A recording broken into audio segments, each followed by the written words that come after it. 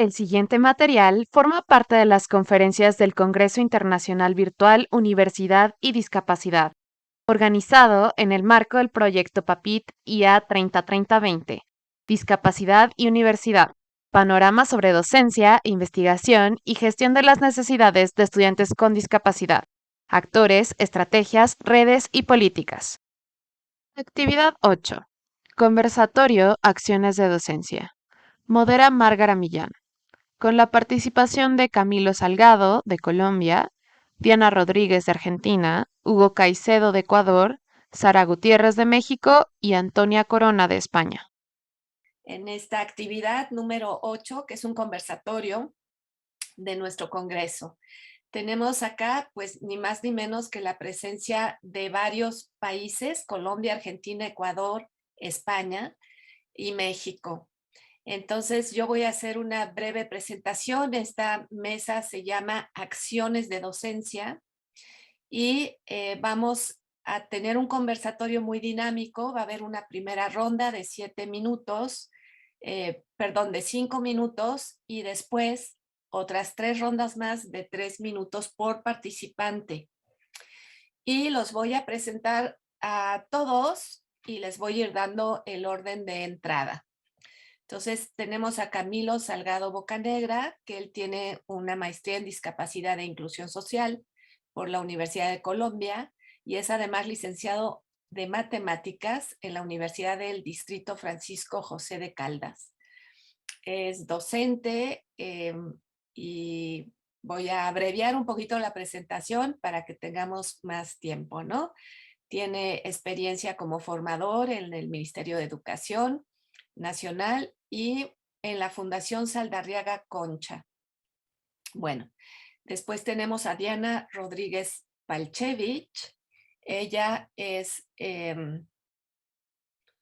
argentina, es bibliotecaria escolar y licenciada en Biblioteconomía y Documentación por la Universidad Nacional del Mar del Plata y tiene una maestría en Documentación Digital en la Universidad Pompeu Fabra.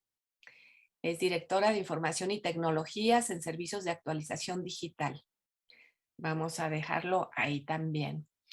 Después tenemos acá con nosotros a Hugo Caicedo Ibáñez. Hugo es ecuatoriano, es licenciado en Ciencias de la Educación, con especialización en Psicología Educativa y Orientación Vocacional por la Universidad Técnica de Machala. Tiene un máster en Educación Especial y es docente en la carrera de Psicopedagogía en la Universidad Técnica de Machala. Después tenemos a Sara Gutiérrez Cruz. Sara Gutiérrez Cruz es mexicana, es licenciada en Psicología, maestría en Ciencias de la Familia y perfil PRODEP, profesora de tiempo completo del Departamento de Psicología Aplicada y responsable de la Unidad de Educación Incluyente del Centro Universitario de Ciencias de la Salud de la Universidad de Guadalajara. Y finalmente tendremos a Antonia Corona Aguilar. Antonia es de España, es doctora por la Universidad Pablo de Olavide en Intervención Social y Desigualdades Sociales. Es diplomada en Trabajo Social y licenciada en Antropología por la Universidad de Sevilla. Y es profesora del Departamento de Trabajo Social y Servicios Sociales de la Universidad Pablo de Olavide. Bueno, me detengo aquí en las presentaciones, dándoles una cordial bienvenida. Estamos muy, muy contentas de tenerles acá y iniciaremos con la primera ronda. Yo les pido que tomen el tiempo también ustedes, yo les voy a avisar, pero de cualquier manera iniciamos con Camilo Salgado. Adelante, Camilo. Bueno, muchísimas gracias, Márgara, compañeros del panel y a todos los asistentes que nos acompañan desde diferentes partes de Latinoamérica. Como bien lo mencionaba Márgara, soy licenciado en Educación Básica con énfasis en Matemáticas, magíster en Discapacidad e Inclusión Social y actualmente trabajo en la Fundación Saldarriaga Concha como consultor en términos de educación inclusiva, formación a profesionales del sector de salud y educación de mi país por medio de un convenio interadministrativo entre el Ministerio de Educación Nacional y el Ministerio de Salud y la Protección Social. Y adicionalmente a eso también me desempeño como docente en la Universidad Distrital Francisco José de Caldas. Allí tengo dos cátedras. Una de ellas es el diseño universal en contextos educativos y la otra es pedagogía de la hospitalidad y diseño de recursos didácticos. Me voy a centrar en esta última, en la Universidad Distrital. Desde hace 10 años hemos venido trabajando en la formación de docentes para nuevos escenarios educativos y solidarios. Esto hace de un proyecto que se llama NEIS, que anteriormente se llamaba NES, pero bueno, por cambio de la resolución, de la normatividad y demás, nos hemos actualizado. Allí trabajamos con estudiantes de diferentes licenciaturas. En nuestro país las licenciaturas son estudiadas para ser docentes y tenemos de todas las carreras, licenciatura en artes, biología, matemáticas y demás. Y todos tienen un espacio obligatorio dentro de su programa curricular y es precisamente esa atención a las poblaciones diversas. Y en mis cátedras que hacen parte de ese proyecto precisamente, trabajamos todo lo que tiene que ver con la parte de inclusión, pero no solo inclusión, sino también eh, las estrategias para trabajar con estudiantes en situación de enfermedad, que si bien no necesariamente tienen una discapacidad asociada, desde la teoría podríamos hablar de discapacidades emergentes, aquellas que no están certificadas, pero que sí generan ciertas restricciones o más bien ciertas interacciones de barreras actitudinales, físicas de las personas con el medio. Y esto hace pues que genere efectivamente este tipo de barreras. No me quiero extender mucho para poderle dar la palabra a mis compañeros y más adelante podemos seguir profundizando en el tema. Muchas gracias, Camilo. Te quedaban unos minutitos, pero así lo haremos. Diana Rodríguez, por favor. Tienes tu micrófono apagado, Diana. Tienes razón, estaba agradeciendo esta oportunidad y vemos que todos más o menos estamos en lo mismo, estamos dentro de la órbita de las estrategias del diseño universal y del diseño universal para el aprendizaje como maneras de ir hacia la inclusión, al paradigma de la inclusión, dejando ya un poquito atrás el de la integración. Quería contar una experiencia que tenemos en la provincia, yo soy de La Pampa, Argentina, y La Pampa es una de las pocas provincias, no todo el país lo tiene una normativa específica sobre la inclusión de los estudiantes con discapacidad en escuelas convencionales. Estos estudiantes algunas veces necesitan algún docente de apoyo a la inclusión, otras veces no, y genera un cambio social, o está generando, porque hace poquitos años, está generando un cambio social porque muchas veces la discriminación hacia lo diferente o hacia lo diverso viene por el desconocimiento. Y de esta manera, desde pequeños, desde el nivel inicial, promoviendo el convivir 4 horas, 5, los niños con alguna necesidad de inclusión, de aquellos que no la tienen, se genera un conocimiento del otro diferente que tiene para compartirme y yo tengo para compartirle a él. Está dando muy buenos resultados y yo soy docente en un postítulo de mediaciones tecnológicas para la inclusión, para el nivel superior, y bueno, estamos tratando de hacer el cambio de ir hacia la inclusión, dejando atrás un poquito o superando lo de la integración. Y el diseño universal para el aprendizaje vienen muy bien a esta nueva tendencia de convivencia social, porque en definitiva todo esto lleva a una mejor convivencia social. Así que bueno, las próximas rondas voy a conversar sobre estos temas y le dejo el paso a mi compañera que sigue. mis Buenísimo, compañeros. Diana, buenísimo. Ya empiezan a aparecer unos puntos para la discusión, ¿no? Inclusión, integración, diseño universal, convivencia social, cambio, transformación social. Muchísimas gracias. Le damos la palabra a Hugo Caicedo. Listo, muy bien. Muchas gracias. Agradecer a UNAM por la invitación. Esta es una experiencia muy enriquecedora para todos, estudiantes, ponentes, investigadores, que nos va a permitir un poco compartir desde nuestra experiencia en cada uno de nuestros países cómo estamos manejando los temas relacionados a la inclusión. Bien, como mencionó Márgara, yo soy licenciado en Psicología Educativa y Orientación Vocacional, tengo una maestría en Educación Especial, soy profesor actualmente de la Universidad Técnica de Machala, acá en Ecuador, y bueno, un poco más orientado, no tanto a lo que es temas relacionados a la inclusión, siempre con las miras hacia la aceptación de la diversidad, ¿no? Porque por lo general se considera mucho más, al menos acá en el país, cuando hablamos de inclusión estamos hablando desde el punto de vista del handicap, ¿no? Desde el punto de vista de la discapacidad. Entonces, ese tipo de terminología cae a una concepción mucho más altruista, solidaria, del pobrecito de que tiene discapacidad, del pobrecito que si él puede, teniendo discapacidad, ¿por qué no puedo hacerlo yo? Entonces, quizás terminologías un poco fuertes, relacionándolas un poco como una especie de altruismo, como decía, solidaridad, ¿no? Del pobrecito.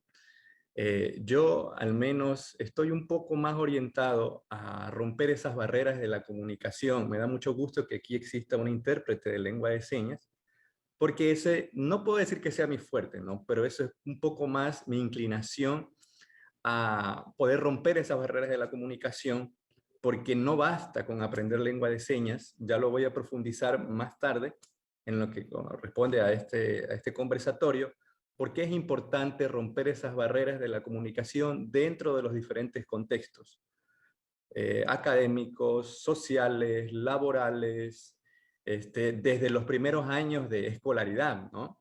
Entonces, porque hacia allá tiene que apuntar esa diversidad, donde nosotros podamos incluirnos, pero todos, no solo las personas con discapacidad, sino incluirnos todos, ¿no? Ahí, es.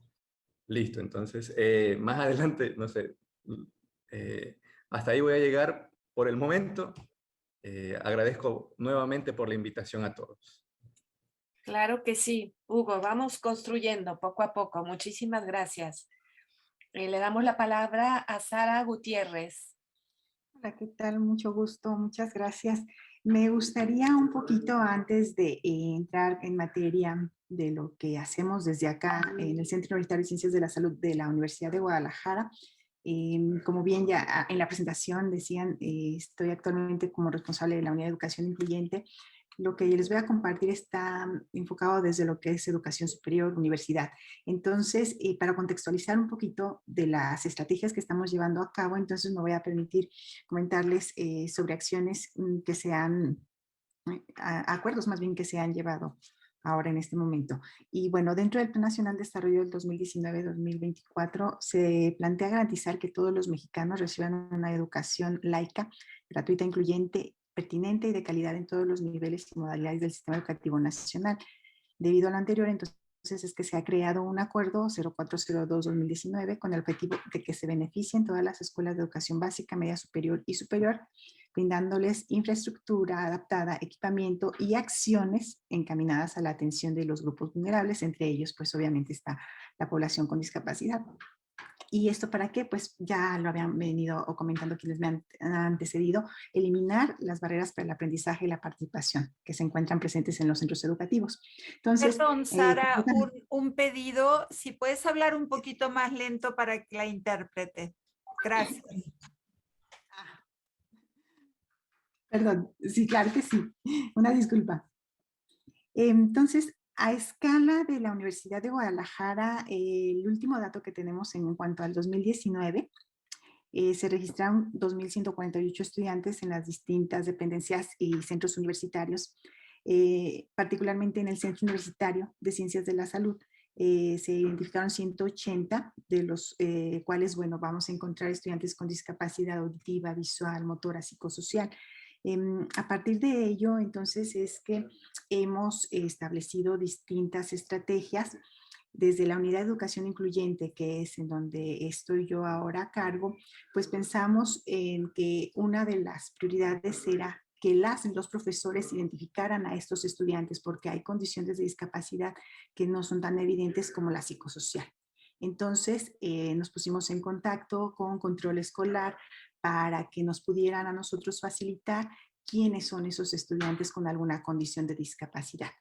Y posteriormente ya es contactarles a ellos, a ellas, para que nos permitieran también entrevistarles y conocer si ellos deseaban que estos docentes conocieran que tienen una condición de discapacidad, porque algo que nos hemos encontrado es que no todas ni todos están de acuerdo o al ser la condición no tan evidente, entonces ellas deciden que no se informe a los docentes. Y entonces los ajustes que requieren tampoco son tan significativos, pero sí nos hemos encontrado con estudiantes que sí requieren de ajustes, que incluso requieren de un intérprete en lengua de señas, y entonces aquí es donde el profesor pues tiene que estar también enterado y tiene que estar en contacto con este intérprete para poder ajustar la clase, porque por ejemplo tenemos algunas carreras donde hay conceptos que son difíciles y que no se pueden interpretar en lengua de señas.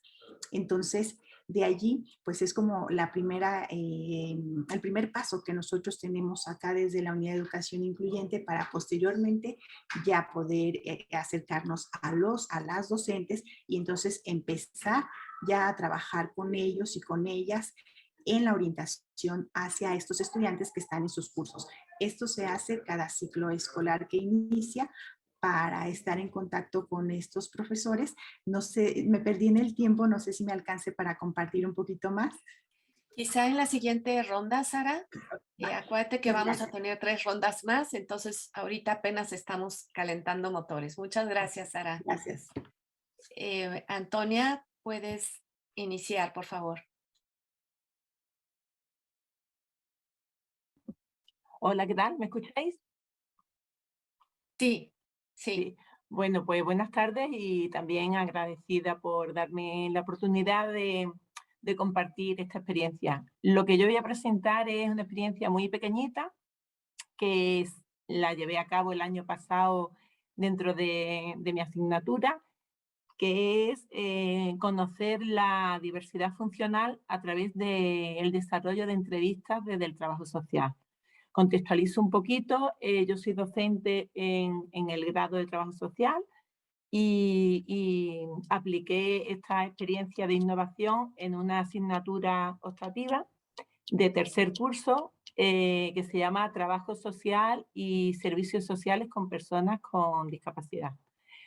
Entonces, como todo el mundo sabemos, el curso pasado estábamos en época de pandemia, la docencia se impartía de manera online y a mí me resultaba muy fría esa conectar con el alumnado y poder transmitirle los conocimientos de una manera, bueno, pues que realmente penetraran de una manera suficiente, y les propuse pues hacer una experiencia de innovación docente que consistió en que el alumnado de trabajo social diseñara entrevistas online por un lado a profesionales del trabajo social y después por otro lado a personas con diversidad funcional. Esta asignatura, que es optativa, tiene también la particularidad, como ha comentado Antonia Áñez en la sesión anterior, de que se le llevan ya 3 años invitando a alumnado de un curso propio que tenemos allí, que se llama FEVIDA, que Lola también lo coordina, Lola Yerga, con alumnado con diversidad funcional intelectual. Entonces, aparte de los estudiantes de trabajo social, había 8 estudiantes con diversidad funcional intelectual en las clases. Y bueno, lo que yo vengo un poco a contar es cómo a través de esta experiencia de invitar a profesionales del trabajo social para que nos comentaran cómo se hace trabajo social trabajando sobre la diversidad funcional, y también a personas con diferentes diversidades funcionales para que ellos y ellas pues conocieran ya de primera mano ese perfil, ¿no?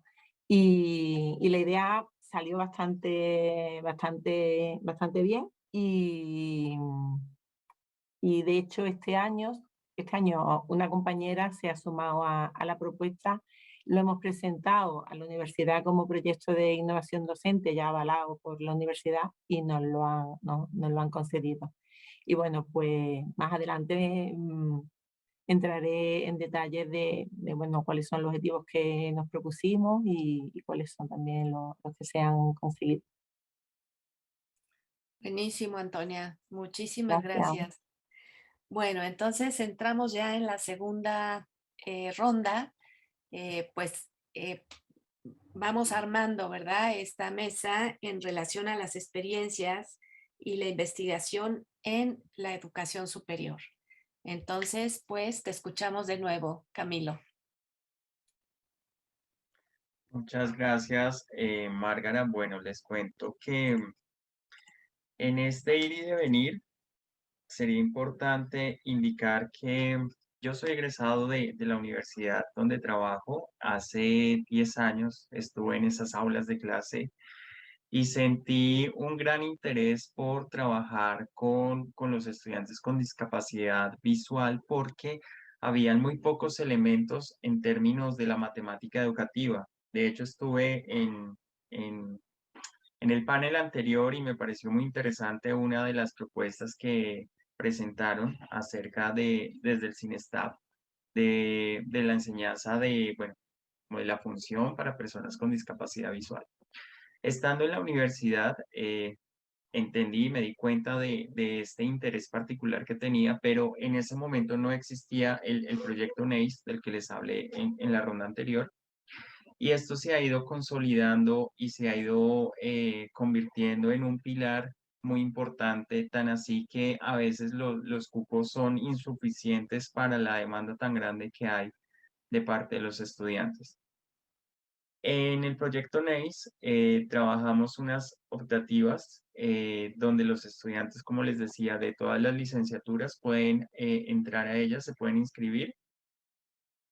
Y allí trabajamos diferentes aspectos que tienen que ver con esa atención educativa a las niñas, niños y jóvenes con discapacidad. Lo hacemos desde la normativa colombiana, empezando por los estándares básicos de competencia del Ministerio de Educación Nacional, los derechos básicos de aprendizaje. Eh, Tenemos también, desde luego, la Convención de Personas con Discapacidad, entre los pilares, digamos, englobadores que hacen posible esta educación. Y en términos nuevamente nacionales, el decreto 1421 del Ministerio de Educación Nacional, que es el que nos da como la línea de cómo trabajar en las aulas de clase con las niñas, los niños y los jóvenes con discapacidad. Aquí hablamos de ajustes razonables, hablamos del diseño universal para el aprendizaje, hablamos de los PIAC, que son los planes individuales, esto en términos de los colegios, pero si nos vamos a un nivel, digamos, más alto a nivel administrativo, organizativo, puntualmente secretarías de educación, hablamos del plan individual, perdón, hablamos del plan de implementación progresiva de ese decreto 1421, porque aquí la responsabilidad no es solo de la institución educativa, sino es de todo el sistema educativo, inclusive el sistema de salud, que también tiene una responsabilidad muy importante y son ellos los que nos dan los certificados de discapacidad. Entiendo que se puede ir uno fácilmente por un paradigma más rehabilitador, que no es el objetivo del decreto, sin duda alguna, pero que también hemos tratado de ir cambiando esa mirada desde el sector salud. Ha sido difícil y creo que compartimos en muchas naciones esa sensación, pero hemos avanzado con la toma de conciencia, con las adaptaciones curriculares desde luego con el diseño universal para el aprendizaje, pero lo más importante, con la motivación y el interés de las niñas y de los niños para aprender. Entonces, eso nos posibilita a miles de cosas, como por ejemplo cuando los niños preguntan, profe, ¿cómo se hace la mayonesa? Si yo no sé, debo consultar con él de la mano, ¿verdad? Si lo sé, lo puedo dar desde mi área curricular, pero puedo también hacer un trabajo mucho más englobador, mucho más transdisciplinar con mis compañeros de otras áreas. Y entonces nos vamos acercando a una educación o más bien al aprendizaje basado en proyectos o problemas o como ustedes lo quieran o como más bien lo trabajen en sus países, ¿cierto? Y esto nos permite también ver lo importante que es que el niño tenga su voz al momento de saber qué es lo que quiere. Podemos hacer todas las adaptaciones del mundo, pero si no tenemos en cuenta cuál es su interés, cuál es su motivación, pues el aprendizaje no va a llegar de la forma que nosotros queremos. Entonces voy a dejar hasta aquí y ya luego seguimos charlando. Muy bien, has posicionado cuestiones muy, muy interesantes y relevantes, Camilo. Gracias. Diana. Para agregar o complementar lo que dijo Camilo, que en estas rondas cada uno le va agregando un componente, dentro de lo que es la formación que yo hago, en ese postítulo de mediaciones tecnológicas para la inclusión, y también en la plataforma que yo dirijo, hacemos hincapié, además en bajar las barreras para la discapacidad, estamos haciendo hincapié en los otros tipos de necesidades de inclusión. Incluso muchas veces en vez de decirle discapacidad, le decimos necesidad de inclusión, porque todos tenemos alguna necesidad de inclusión, todos. Algunas que surgieron y se desnudaron con esta pandemia, como por ejemplo las necesidades de tener un dispositivo, las necesidades de poder asistir al centro educativo cuando no se podía. O sea, había una directiva desde arriba que decía que había que quedarse en casa. Entonces, tratamos de ver cómo podíamos generar tanto el diseño instruccional como los recursos educativos para que pudieran ser accedidos, y no solamente accedidos, sino, como dice Camilo, también disfrutados, o sea, que respondieran a los intereses de cada estudiante, pero ser accedido por todo el mundo, o sea, con discapacidad, sin discapacidad, con acceso, sin acceso, con dispositivo y sin dispositivo, porque de pronto un video, un recurso digital, un video, por ejemplo, si tiene la transcripción automática textual, el contenido hablando se puede imprimir y se lo podemos entregar a alguien que no posee un dispositivo o que no ni siquiera posee corriente eléctrica, que hay lugares de Latinoamérica donde las necesidades de inclusión van más allá de las capacidades personales, sino están basadas en el contexto, en esas barreras de contexto que de pronto uno dice, es solamente que no podés ver o no podés escuchar. No, también si no tenés corriente eléctrica, si no tenés acceso a internet, si los caminos están cerrados por un desastre geográfico, si la pandemia no te permite asistir, eso también son necesidades de inclusión a considerar. Y de pronto el diseño universal y el DUA aportan mucho. Pero hay algo que hay que tener en cuenta, y yo le insisto a mis estudiantes, es que hay que pensar desde el vamos, desde el momento que estoy diseñando un trayecto de aprendizaje o un recurso, ahí pensar que tiene que ser inclusivo. Porque después el arreglarlo, y nos cuesta trabajo, nos cuesta tiempo, nos cuesta esfuerzo, a veces nos cuesta dinero. Entonces, desde el principio, ya pensar en inclusión. Bueno, dejo la ventana abierta, la puerta, o como lo quieran llamar, a Hugo, creo que es el que me sigue. Así es. Hugo, adelante. Listo, muchas gracias.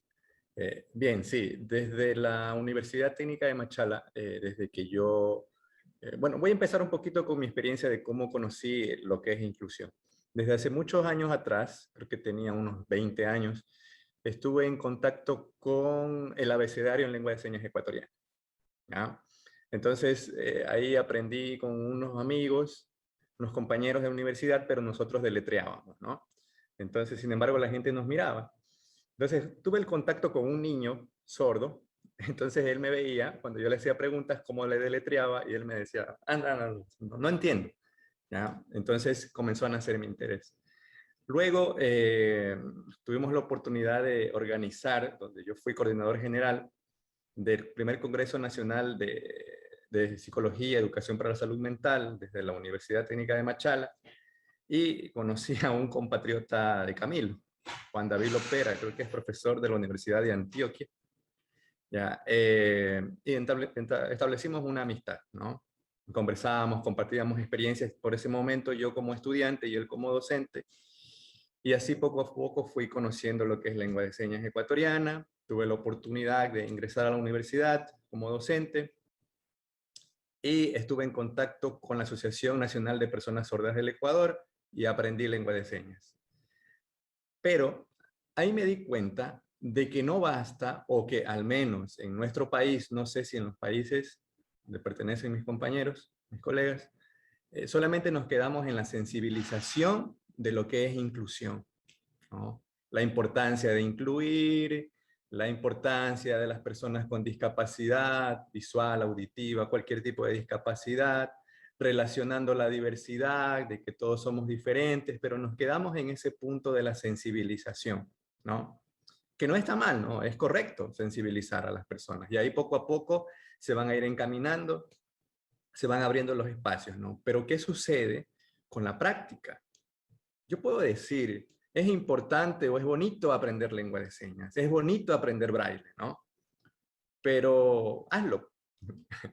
Aprende señas, aprende braille. ¿Qué pasaría? Y siempre lo pongo como ejemplo. ¿Qué pasaría si yo en algún momento, justamente aprovechando el ejemplo que voy a dar, en mi ciudad, en Machala, existe un banco, Banco de Machala se llama, y trabajan algunas personas sordas ahí. Y siempre más o menos a las 5:30, 6 de la tarde que ellos salen del trabajo, pertenecen a la Asociación Nacional de Personas Sordas del Oro, se reúnen y están conversando en señas, ¿no? ¿Qué pasaría si uno de nosotros o uno de los chicos se acerca, que no sea sordo y no sabe lengua de señas? ¿Quién necesita ser incluido en ese momento?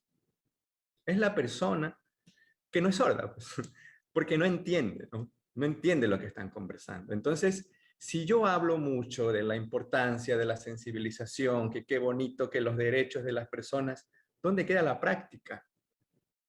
Dentro de la formación docente, al menos en la carrera de psicopedagogía, nosotros hemos considerado la importancia desde la raíz de comenzar a trabajar estos procesos de inclusión o de diversidad, de que nuestros estudiantes de la carrera aprendan lengua de señas, se comuniquen en lengua de señas.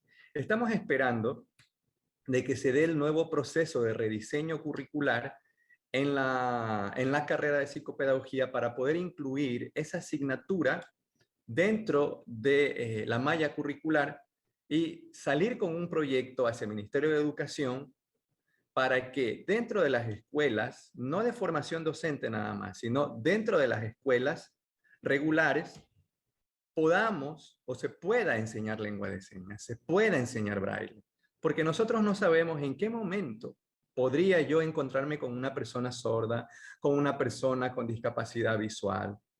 Es más, dentro de la experiencia de los estudiantes, al menos en las asignaturas que yo he tenido la oportunidad de dar en la universidad, hemos hecho como experimentos sociales, ¿no? Aprenden un poco de lengua de señas y ahora sí, vayan a una panadería y pidan algo, pero haciendo lengua de señas. Y vamos a ver qué tanto pueden o se puede romper esa barrera de parte de la persona que los está atendiendo, de parte del panadero, ¿ya? Con una persona con discapacidad auditiva. ¿Cómo lo hacen? Entonces, muy graciosamente me decía un estudiante: profesor, estuve siquiera unos 5 minutos tratando de hacerme entender de que quería que me presten un baño, pero el panadero estaba así, con una empanada y con un pan. ¿Cuál quiere? ¿Cuál quiere? ¿Cuál? Tuvieron que sacar un cuaderno y un lápiz para poder escribir y preguntarme qué es lo que quiero y yo responder. ¿Qué sucedería? Y nace otra pregunta. Si esa persona sorda no sabe leer ni escribir, ¿cómo se comunica? Pasarán 5, 6, 10 minutos hasta poder hacerse entender y por último, mejor se retira, se va, porque no lo entienden. Entonces, para mí la importancia de la sensibilización, ir un poco más allá, ir a la práctica ya. He escuchado, he tenido la oportunidad de investigar un poco sobre lo que Camilo decía, sobre el PIAR, ¿no? Nosotros acá en Ecuador hablamos mucho del DUA, ¿no? Hablamos muchísimo lo que decía también Diana del DUA, pero ¿qué sucede cuando, de acuerdo a nuestro contexto, y es más, dentro de nuestra región, hay muchas dificultades para la implementación del DUA? ¿Ah? Entonces, más adelante yo voy a seguir abordando estos temas, ¿no? Muchas gracias. Gracias, Hugo. Sí, les estoy mandando mensajitos un poquito cuando ya están sobre el tiempo, para rotar la palabra. Sara. Muy bien, muchas gracias. Y me gustaría continuar en esta línea que estaba comentando el maestro Hugo. Justo nosotros desde acá, desde la Unidad de Educación Incluyente, realizamos un curso virtual sobre lengua de señas.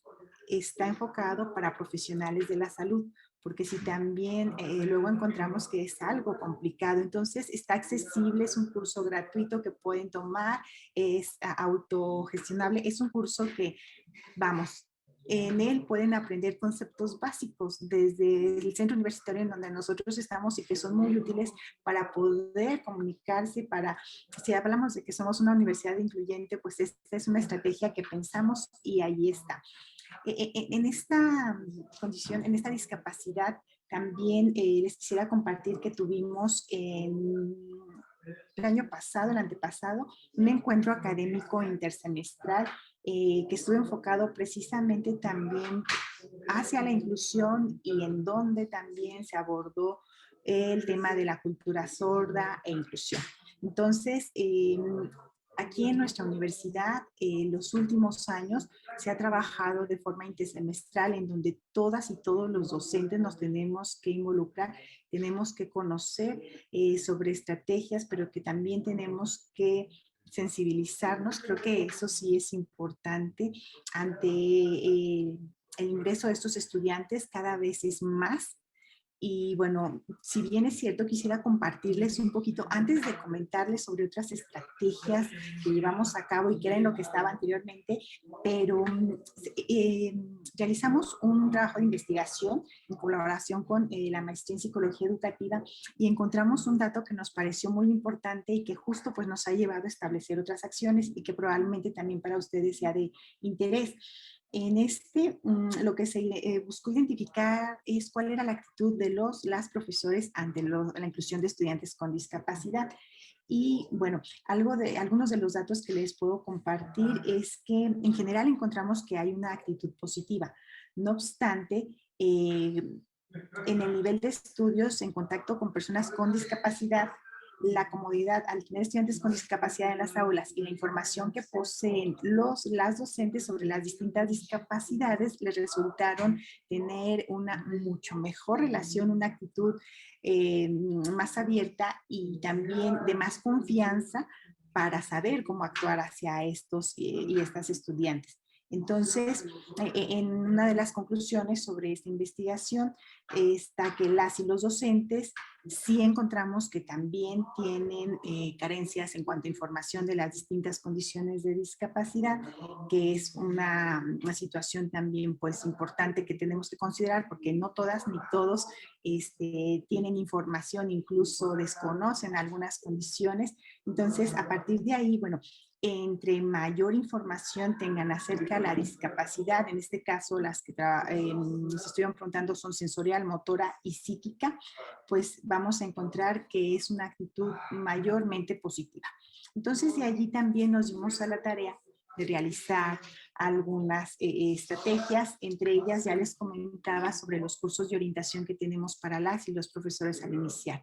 Las discapacidades hacia las cuales se les orienta al iniciar el ciclo escolar y se les informa que en sus grupos hay estos estudiantes, estas estudiantes, están enfocadas a la discapacidad visual, auditiva, psicosocial y motora.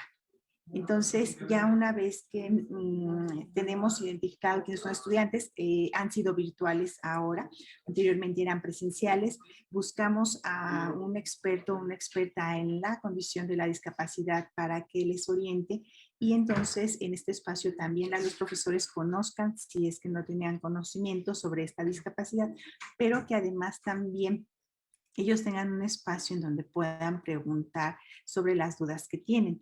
Generado de esto, hemos tenido particularmente en la discapacidad auditiva también cursos de lengua de señas así básicos, muy básicos para las y los profesores y para que puedan comunicarse con sus estudiantes. También nosotros desde acá de la universidad se está teniendo intérpretes en lengua de señas para que apoyen a los estudiantes y a los docentes en las mismas clases. Ahora, bueno, hoy ya regresamos a lo presencial, estamos en una forma híbrida, pero esta ha sido una muy buena estrategia porque las y los estudiantes, pues de alguna manera, pueden acceder a los contenidos que son difíciles, porque desde ciencias de la salud, por ejemplo, hay carreras donde les podría decir, se me fue la carrera, tenemos cultura física y deporte, de nutrición, hay algunos contenidos que sí hay palabras que luego son un poco complejas. Psicología, no se diga, que tiene algunos conceptos muy abstractos y que ahí ha sido también algo complejo. Incluso lo que se ha realizado es que el intérprete en lengua de señas también genere algunas señas, valga la redundancia, para poder comunicar algún concepto que es difícil porque no tiene una seña como tal. Entonces, esto se trabaja pues en conjunto también con las y los docentes que tienen a estos estudiantes. Eso es en cuanto a lo que tiene que ver con lo que hacemos al iniciar el ciclo escolar con las y los docentes. Gracias. Muchas gracias, Sara. Sí, les estoy avisando cuando ya están sobrepasaditos. Gracias. Para que tenemos una ronda más, pero para finalizar esta ronda, Antonia, por favor. Venga, gracias. Bueno, voy a intentar avanzar un poco. La experiencia que os estaba contando se basaba, como he dicho, en el diseño de entrevistas, y lo interesante es que el diseño, el protagonismo del diseño y la estructura de las entrevistas era del alumnado, ¿no? Entonces, con ello uno de los objetivos que se perseguía era fomentar un aprendizaje activo y haciendo que el protagonismo lo tuvieran el alumnado. ¿Cómo hicimos el primer ciclo de entrevistas? Como la asignatura es semestral, empieza en enero y termina en junio, pues como coincidía el mes de marzo, que se celebraba el Día Internacional de las Mujeres y el Día Mundial del Trabajo Social, y teniendo en cuenta que el trabajo social es una profesión muy feminizada, pues decidimos entrevistar a mujeres profesionales del trabajo social. Pero claro, dijimos, vamos a ver qué perfiles, para que fuera lo más útil posible para este alumnado que se está especializando en trabajo social y diversidad funcional. Entonces elegimos 4 perfiles. Todas eran trabajadoras sociales, todas eran mujeres, pero elegimos a una mujer trabajadora social que tiene diversidad funcional y que trabaja como trabajadora social en la administración pública. Después también eligieron entrevistar a una trabajadora social que diseña políticas públicas de diversidad funcional, que es su directora de la Dirección General de Personas con Discapacidad de la Junta de Andalucía. A la tercera que se entrevistó era una madre, ella trabajadora social, de una chica con diversidad funcional, con parálisis cerebral, y a la cuarta trabajadora social que se entrevistó era una chavala joven que trabaja como trabajadora social en una entidad social de autismo, con lo cual eran perfiles muy diversos que ayudó a que el alumnado fuera penetrando en las diferentes realidades sociales que tienen pues, las profesionales que trabajan en el mundo de la diversidad funcional. ¿Qué supuso esto también? Pues que conectaran con lo que es la sociedad, con lo que es el ámbito laboral. Para muchos estudiantes es un ámbito muy lejano, ¿no? El ámbito ya profesional. Entonces, bueno, el enfrentarse, el interactuar, en tener que pensar qué preguntas me interesan a mí y le pueden resultar también interesantes a estas profesionales, pues se les abrió un abanico muy, muy grande y sobre todo, que era una de las cosas que a mí me interesaba, durante todo el curso iban estudiando la teoría que íbamos trabajando para, bueno, hacer preguntas que fueran pertinentes y que ahondaran en la materia, ¿no? Creo que ya me pasa de tiempo, con lo cual después sigo. Gracias. Gracias, Antonia. Estabas justito. Bueno, estamos terminando la segunda ronda. Tenemos 2 más. Entonces, vamos avanzando, si les parece, sobre aprendizaje, dificultades y aprendizajes, ¿no? O sea, ya hemos estado como entendiendo lo que ustedes están haciendo. Vamos a ir evaluando esta idea de cuáles son los obstáculos y qué hemos aprendido, además de lo que quieran seguir agregando, por supuesto. Si les parece, les voy a avisar cuando les quede 1 minuto. Las rondas son de 3, entonces les aviso al aire para que lo podamos hacer un poquito mejor, pero vamos bien. Camilo, adelante. El tiempo en televisión es oro. Bueno, aprendizajes. Creo que cuando uno es docente, aprende muchísimo de sus estudiantes. Si bien es cierto que nosotros traemos un currículo, traemos nuestra experiencia, pues si hacemos el llamado a la pandemia, he aprendido muchísimo de aplicaciones gracias a mis estudiantes. Me han sorprendido con trabajos. Bueno, en una de mis clases yo les pido un diario de clase. Ese diario de clase puede ser físico, puede ser audiovisual, como ellos lo quieran hacer, donde se van colocando las reflexiones de lo que se aprendió durante la clase, pero además unos recorridos que hacemos como por Latinoamérica, por algunos países, para ver cómo ha funcionado el tema de la inclusión y la equidad en términos de discapacidad, en normativo, histórico, prácticas, buenas prácticas en los países. Y la verdad, pues ha sido muy interesante porque pues uno va aprendiendo de la mano con ellos, uno tiene mucho que dar, pero ellos también, y creo que esa creatividad, esa emoción, esa posibilidad de entregar sus trabajos de estas formas creativas, pues nos conllevan también a esas otras formas de comunicación y expresión que nos invita el DUA, ¿verdad? Entonces es muy satisfactorio. Dificultad, sí. También he encontrado la dificultad de esa falta de cercanía, de calidez. De hecho, pues ahorita estamos todos acá, ¿verdad? Pero en las clases es muy complicado que mis estudiantes prendan la cámara. No sé si a ustedes les pasa lo mismo, pero es muy complejo y a veces uno se siente solo, se siente frustrado. Bueno, luego uno sabe que ellos están ahí porque pues chatean por el WhatsApp, escriben por el chat, pero falta esa cercanía.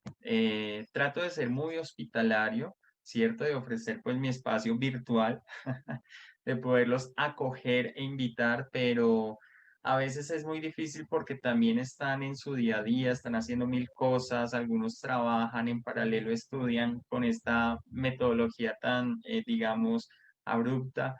Entonces, esa creo que ha sido una de las mayores dificultades, hablando ya como desde mi punto de vista docente. Muchas gracias, Camilo.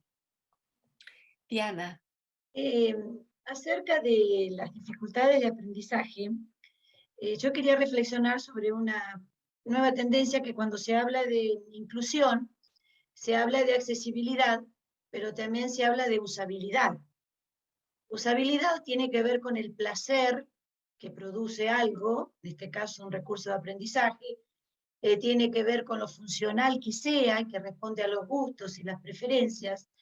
Y en el caso de las nuevas generaciones que están entrando en la escuela, en las universidades, hay un nuevo, no sé si tendencia o decirle que ya, porque ya está usado en varias partes del mundo, un nuevo modelo, modo o estrategia educativa que tiene que ver con la escuela transmedia, la narrativa transmedia, la comunicación transmedia, en la cual el exponente en castellano que yo sigo es un argentino que está en España, Carlos Scolari, que él sigue la línea de Jenkins, y se basa en pedirles a los estudiantes que ellos mismos produzcan sus propios recursos educativos, porque están en una edad, estamos hablando de adolescentes, en que les gusta hacer cosas en grupo, y la narrativa transmedia, uno de los fundamentos es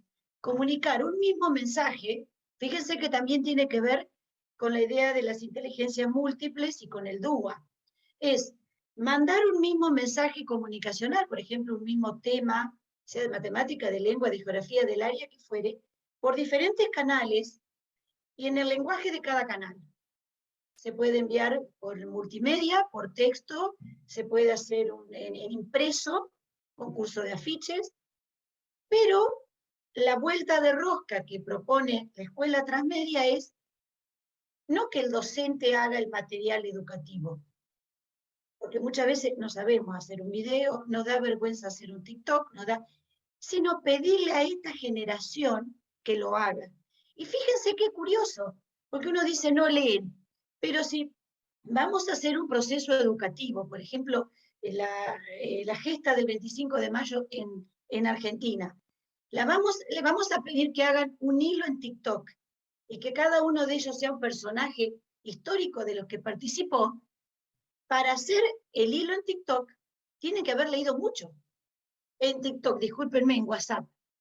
Para hablar cada uno como el personaje y hacer el hilo en WhatsApp, o puede ser un tema de geografía, pero el uso de las tecnologías más comunes y que usan a esta edad, no ya desde el punto de vista del docente, sino del estudiante.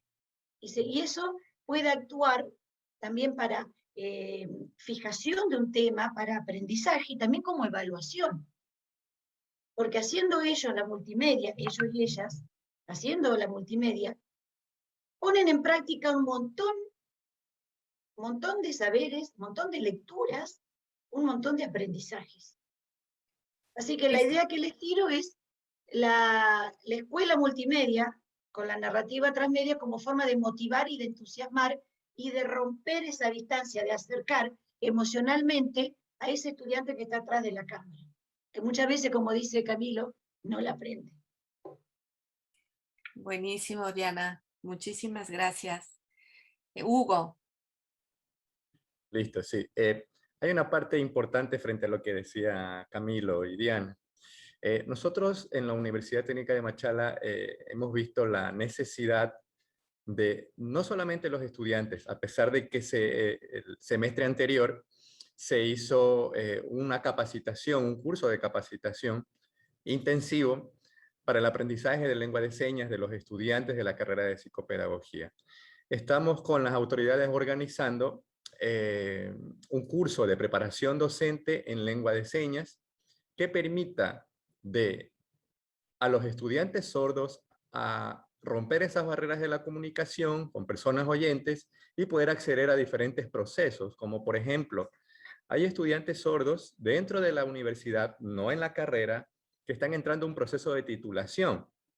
Estudiantes sordos con un 75% de discapacidad auditiva presentan las dificultades de lo que se hablaba en entender, comprender, ahora que estamos frente a una computadora, cierto tipo de contenidos. Entonces, bueno, no sé realmente, no lo conozco, ¿ya? Pero hasta donde yo me he podido enterar, soy el único profesor de la universidad que conoce lengua de señas, que hace lengua de señas, que trabaja lengua de señas. Y estudiantes de otras carreras acuden a mí preguntándome ya, cierto tipo de contenidos que a veces hay en carreras que yo no tengo conocimiento de nada de eso. Entonces, la dificultad y la necesidad frente a la dificultad de los docentes poder trabajar con estudiantes con discapacidad auditiva. Algo básico, como lo decía Sara Gutiérrez, las posibilidades de dentro de nuestra universidad de que los docentes, personal administrativo, porque estudiantes también se dirigen dentro de ciertas gestiones administrativas, a aprender una lengua de señas básica, ¿ya? Ahí es cuando se rompe la barrera de la comunicación. Ahí es donde se está respetando la diversidad. Nuestros estudiantes han aprendido lengua de señas básica.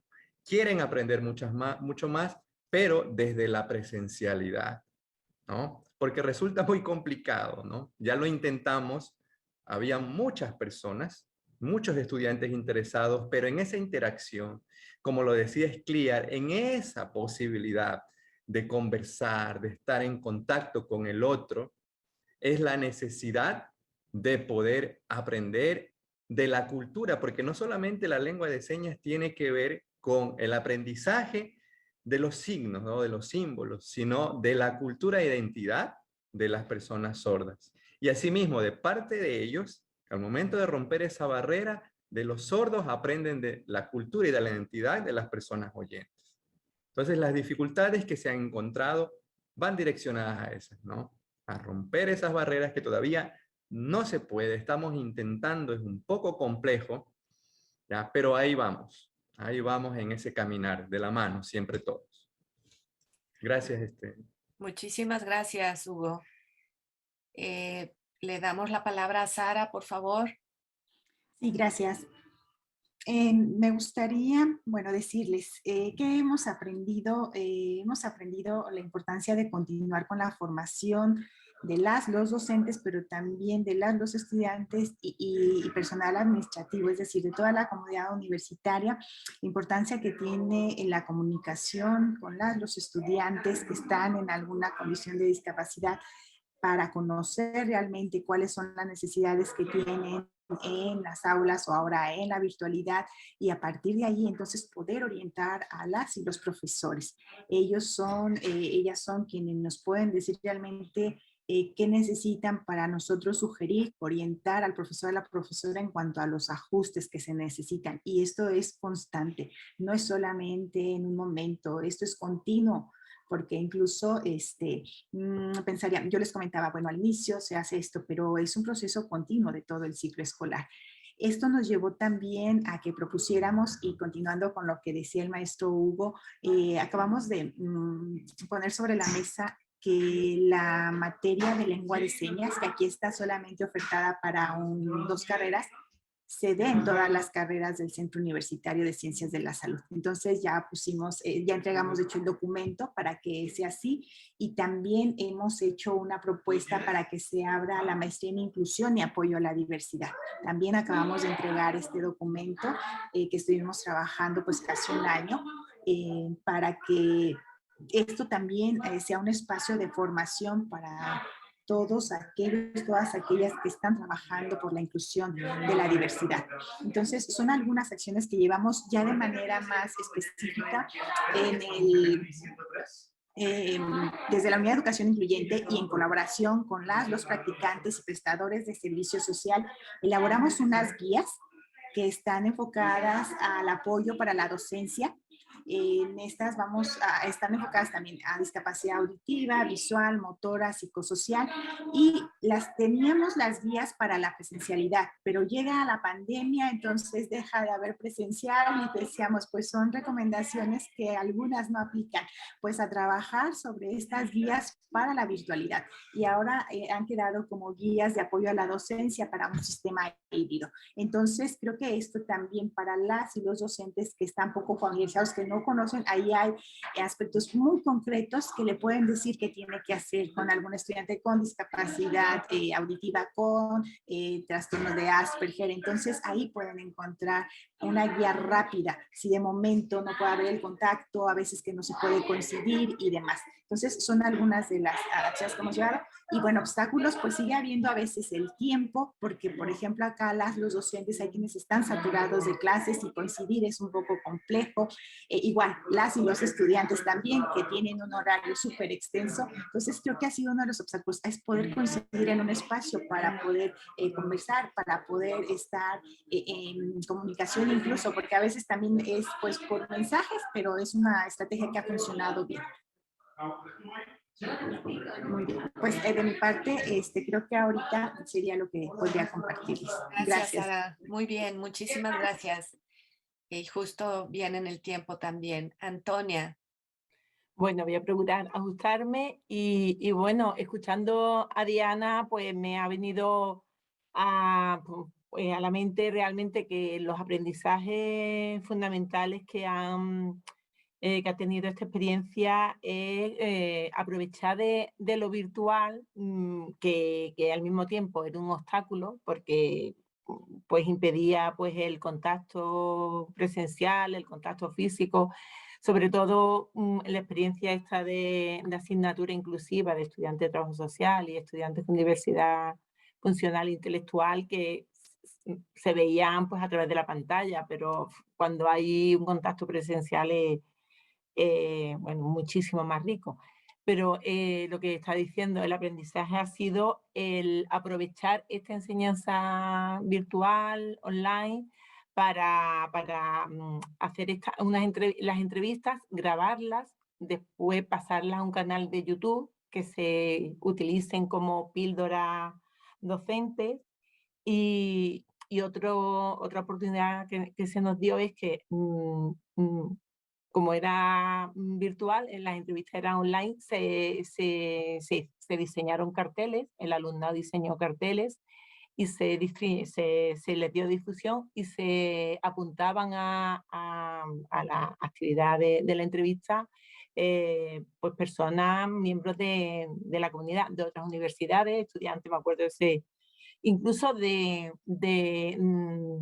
alguna universidad latinoamericana. Recuerdo que se conectaban estudiantes porque lo distribuimos por el Facebook de Trabajo Social y bueno, pues había veces que había 100 y pico de personas en una asignatura de 40, ¿no? Entonces, realmente un aprendizaje grande ha sido aprender de las dificultades, ¿no? Las clases tenían que ser online debido a la pandemia, pero esa utilización de las redes sociales nos ha dado oportunidad para hacer una actividad diferente y mucho más rica y mucho más abierta, ¿no? Y después, uno de los obstáculos fundamentales es la falta de tiempo. Es una asignatura optativa que tiene 6 créditos, que tiene un tiempo muy limitado y el proyecto era como bastante ambicioso, ¿no? Y después esa falta de presencialidad, esa ruptura, ¿no? de redes de apoyo presenciales nos han limitado porque al ser una materia que se presta mucho pues pues, a la presencialidad. Entonces, por ahí principalmente.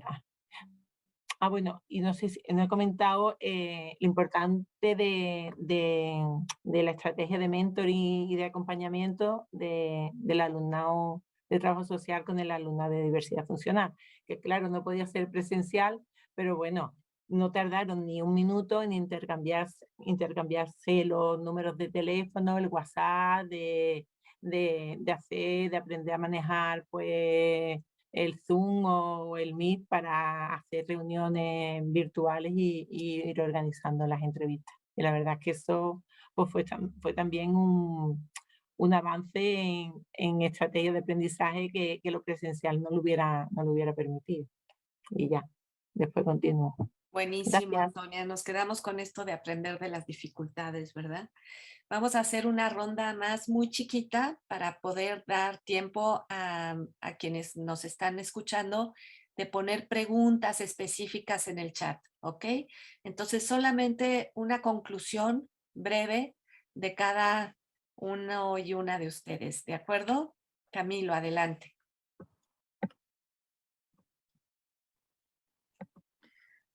Bueno, leyendo uno de los comentarios que hay en el chat, precisamente aquí en Colombia nosotros tenemos algo que se llama el centro de relevo. El centro de relevo es una aplicación donde la persona con discapacidad auditiva puede hacer una videollamada y le va a contestar un intérprete. Entonces, yo, que soy una persona oyente y me quiero comunicar con una persona con discapacidad, podemos usar la aplicación y en tiempo real nos hacen, digamos, la interpretación de lo que quiere expresar la persona y yo también me puedo hacer comunicar. Hugo nos decía que pues hay escenarios donde toca como con lápiz, como que escribir, como que nos va a tomar un poco de tiempo y esta es una solución. ¿Qué es lo que pasa realmente? Que no todo el mundo conoce esta posibilidad. El otro día en la calle, en la estación del medio de transporte aquí en Bogotá, había una persona con discapacidad auditiva que estaba haciendo una videollamada. Obviamente tenía su tapabocas abajo y estaba haciendo pues se estaba comunicando en lengua de señas. Y me llamó mucho la atención que una auxiliar de policía se acercó y le pidió que se colocara el tapabocas, pero yo decía, ¿cómo es posible si es una persona que para comunicarse necesita su gesticulación? ¿Cierto? Y él pues simplemente como que le sonrió y siguió caminando como si nada. Entonces digo yo, hay muchas cosas que sinceramente son necesarias y oportunas formar a la gente que atiende gente en términos generales, servidores públicos, privados. Y yo sé que hemos avanzado, pero tal vez no es tan significativo como si lo espera la sociedad. En mi clase también me contaba una estudiante, ella trabaja en servicio al cliente para poder pues pagar sus estudios.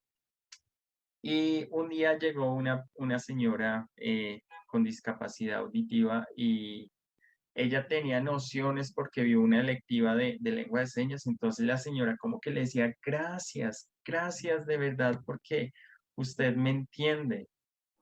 Y entonces ella decía, esto es una toma de conciencia que se debe hacer en todos los sectores donde se atiende público. Entonces, pues bueno, quería como aprovechar la intervención del chat para contarles esta historia.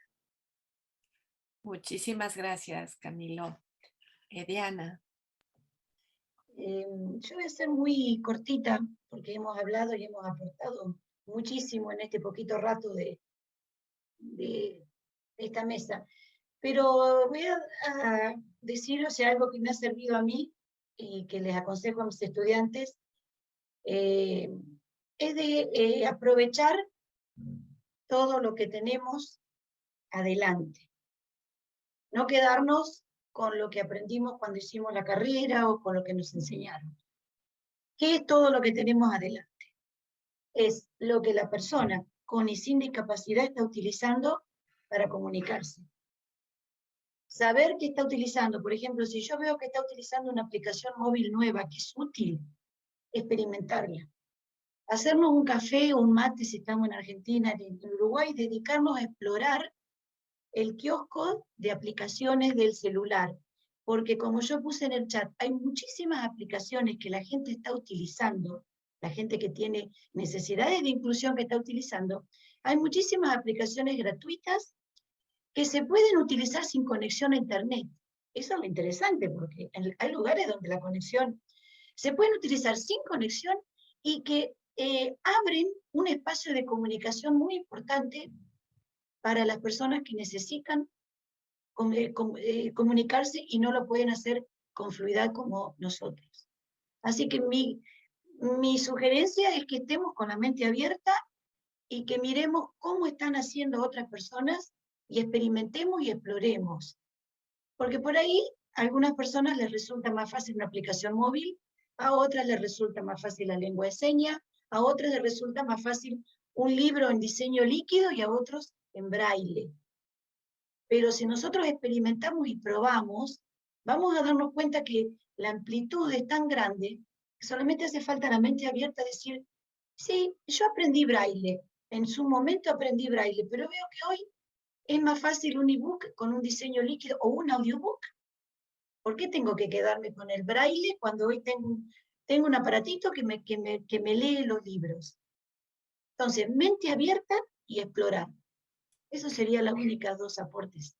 Para Muchas cerrar gracias. mi Muchas participación. gracias, Diana. Le vamos a dar la palabra a Hugo, pero les vamos a ir leyendo las preguntas que ya están acá en el chat para que pues las contestemos. Hay una que es para todos y que es desde su perspectiva, ¿cuál es el término más apropiado de usar? ¿Igualdad de oportunidades o equidad de oportunidades y por qué? Bueno, esa es toda una deriva, ¿verdad? Y una pregunta para Camilo, ¿qué autores utilizan para trabajar la motivación? Bueno, le damos paso a Hugo y vamos tratando también de contestar esto, por favor, y tenemos ya poquito tiempo. Ya, listo. Bien, muchas gracias, antes de todo, por la invitación. Una experiencia enriquecedora muy grande para mí. Justamente voy a topar lo que decía Diana, lo que anteriormente ya había dicho yo, la práctica, ¿no? Si es verdad, si sabes braille, sabes señas, hay aplicaciones, pero como sabemos decir acá, hazlo, pues, hazlo. Ya, si es importante utilizarlo, sí, qué bonito, existen aplicaciones, estoy hablando de mi país, ¿no?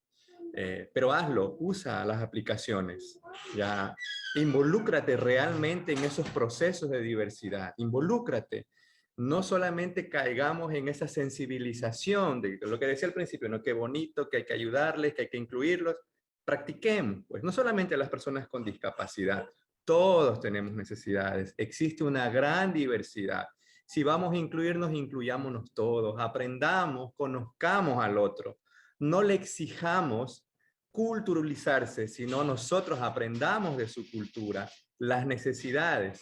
Antes que cualquier cosa de discapacidad, son personas y debemos de aprender de esas personas.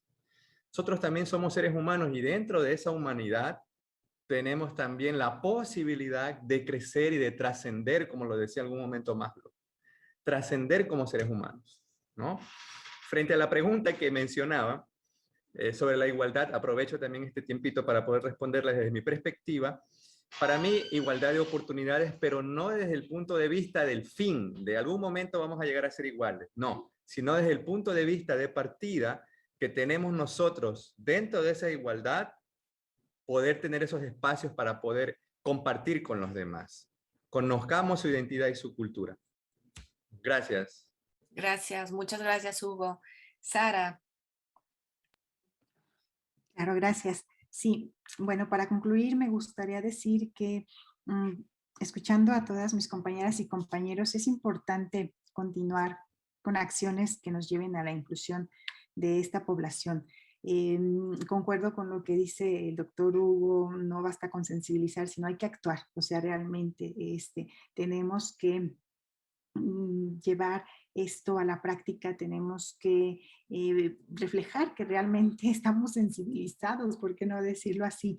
Y me gustaría decir algo, yo hablaba, y voy a aprovechar también para responder un poquito ahí, en el chat veo que sobre las guías, claro que sí, les voy a anotar mi correo electrónico ahorita en el chat, y si me escriben, con gusto puedo compartirles el material que hicimos desde acá, desde la Unidad de Educación Incluyente. Y por otro lado, sí, aun cuando están estas guías que yo les comentaba, que es producto de un trabajo de practicantes, prestadores de servicio, en colaboración pues con nosotras que estamos ahí atendiendo la unidad. Es importante atender cada estudiante, cada persona de manera individual. No se pueden generalizar, no todos, no todas requieren los mismos ajustes. La guía tiene aspectos generales de orientación para que el profesor también pueda dar respuesta a alguna situación que pudiera presentarse en el aula, ya sea virtual, ya sea presencial. Tengo claro que es importante atender cada caso de manera individual. No todas las personas con discapacidad visual tienen las mismas necesidades, no todas las personas con discapacidad auditiva, incluso aquí hay quienes saben lengua de señas, hay quienes no lo saben. Entonces, hay que partir del apoyo que necesitamos brindarles, de los ajustes que requieren, tomando cada caso de manera particular. Y bueno, algo que tengo presente y que siempre lo he dicho es que antes que todo, que el nombre, que la discapacidad que tengan, pues estamos con personas y como personas tenemos que tratarles. Entonces, yo creo que eso es antes que todo. O sea, es una persona y vamos entonces pues trabajando con la persona y viendo también cómo podemos apoyar. Eso sería de mi parte. Muchísimas gracias. Muchas gracias, Sara. Diana me dice que se tiene que retirar porque tiene una clase, pero tiene una preguntita, Diana, no sé si nos puedas decir. Dice, tú hablas sobre explorar. En cuanto a sistematizar esa exploración, ¿qué nos puedes decir sobre investigaciones en las que participaste, resultados, metodologías, muy brevemente?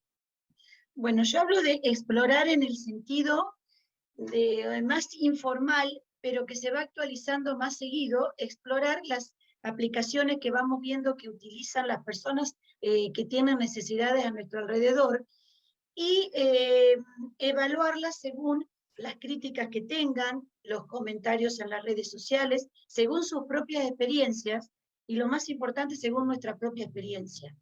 O sea, el hecho de evaluarlas y probarlas nosotras mismas y compartir eso, a ver qué opinan las personas que la utilizan. Eso nada más y discúlpenme, pero me estoy yendo. Muchas gracias. Gracias, Diana, por participar. Antonia, te damos la palabra. Gracias. Bueno, pues para concluir, yo tendría como dos ideas, ¿no? La importancia que tiene visibilizar y el mundo de la diversidad funcional y conectar lo que es la universidad con la sociedad, ¿no? Porque creo que está muy desconectado.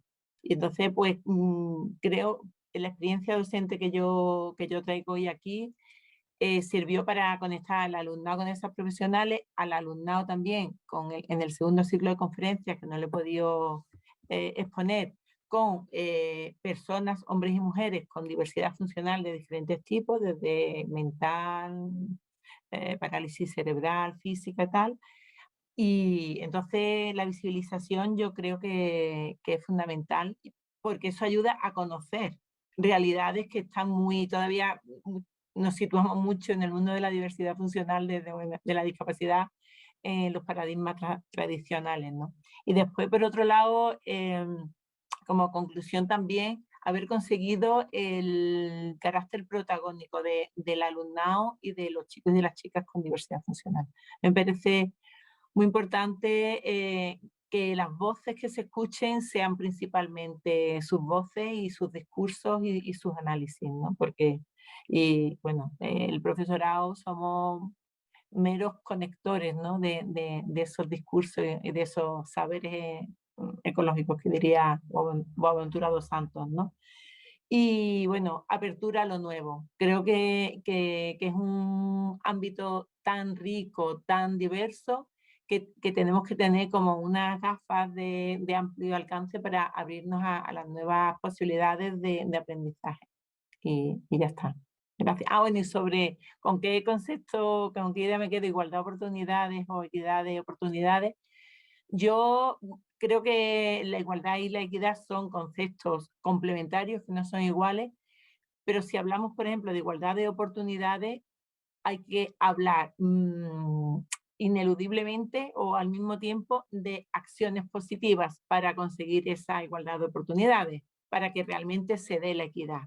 Entonces, no puede haber igualdad de oportunidades porque no se parte del mismo punto de partida. Entonces, vale, vamos hacia una igualdad de oportunidades, pero con acciones positivas para que se consiga esa equidad. Buenísimo, Antonia. Muchísimas gracias. Hay una preguntita aquí muy específica para Hugo sobre si seguirías usando el término de discapacidad para incluir a las personas sordas, excluyéndolas como grupo lingüístico. Bueno, justamente estaba respondiendo a esa pregunta a esa persona que me la hizo por interno. Ya, bueno, el término discapacidad es utilizado únicamente, como lo mencionaba al principio, para poder señalar la dificultad, ¿no? Desde el handicap, decía yo. Entonces, sí podría considerarse de una manera hasta segregadora seguir diciéndoles a ellos como personas discapacitadas, ¿no? Porque como lo mencionaban, persona antes que cualquier cosa. Ellos no se ofenden, al menos en mi país, no se ofenden cuando se les dice que son personas sordas, porque realmente es una característica que pertenece a su cultura y a su identidad. Así como existen mexicanos, ecuatorianos, colombianos, ellos son personas sordas y están orgullosas de serlo, ¿ya? Y realmente el término para ellos de decirles que son personas con discapacidad también es segregador, pero hasta ciertos puntos se han acostumbrado ellos a que les llamen así, ¿ya? Entonces, yo en lo personal no me gusta manejar eso de ahí, ese término, y también trato de orientar a mis estudiantes a que se los llame por su nombre, ¿no? O si no, pues personas sordas, ¿no? Bien, gracias. Muchísimas gracias, Hugo. Creo que con esto estamos concluyendo esta mesa. Tenemos todavía unos poquitos minutitos. Pues a mí me ha gustado mucho todo lo que ustedes refieren. Vemos que la experiencia está abierta, está activa.